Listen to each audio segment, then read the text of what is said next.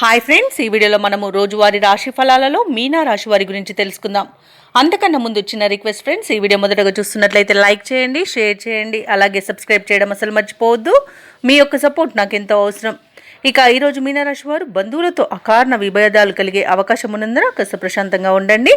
చేపట్టిన పనులలో శ్రమ తప్ప ఫలితం కనిపించిన రోజుగా చెప్పవచ్చు. చేపట్టిన పనులలో కొంత జాప్యం కూడా కలుగుతుంది. ఇక ఉద్యోగస్తులు ఎవరైతే ఉన్నారో తమ ఉన్నతాధికారుల నుండి వ్యతిరేకతను ఎదుర్కొంటారు. ఇక వ్యాపారస్తులు ఎవరైతే ఉన్నారో వారికి వ్యాపారాలలో సమస్యలు అనేవి తప్పకపోవచ్చు.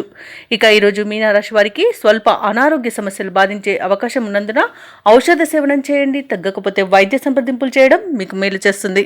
అలాగే డబ్బుల విషయంలో జాగ్రత్తగా ఉండండి.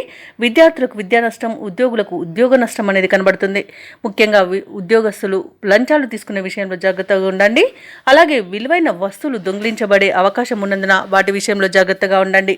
ఇక షేర్ మార్కెట్లలో పెట్టుబడులు పెట్టకండి. అలాగే ఈరోజు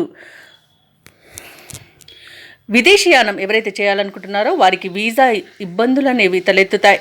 ఇక ఈరోజు వ్యవసాయదారులకు నకిలీ విత్తనాల బెడద అనేది ఉంటుంది కాబట్టి వాటి విషయంలో కాస్త జాగ్రత్తగా ఉండండి. అలాగే వివాహ ప్రయత్నాలు చేయకండి, ఎందుకంటే వాటి విషయంలో మోసపోయే అవకాశం కూడా కనిపిస్తుంది. ఇక ఈరోజు మీనరాశి వారు కష్టానికి తగిన ఫలితం కనిపించక డీలా పడతారు. బంధువర్గం ద్వారా ఒత్తిడులు అనేవి పెరుగుతాయి. ఏ కార్యక్రమం చేపట్టినా నిరాశే మిగులుతుంది. ఆత్మీయులతో అకారణ విరోధాలు కలిగే అవకాశం కనిపిస్తున్నందున కాస్త ప్రశాంతంగా ఉండండి.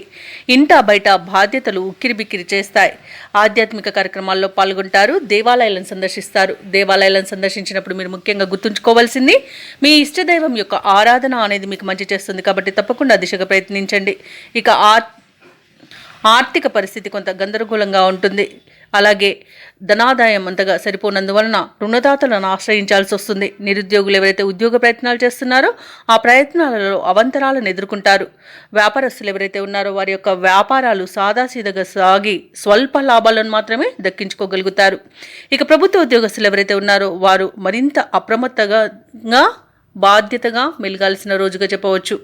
ఇక రాజకీయవేత్తలకు, కళాకారులకు కొన్ని వివాదాలు చికాకు పరుస్తాయి. ముఖ్యంగా మహిళలకి మానసిక ఆందోళన తప్పకపోవచ్చు.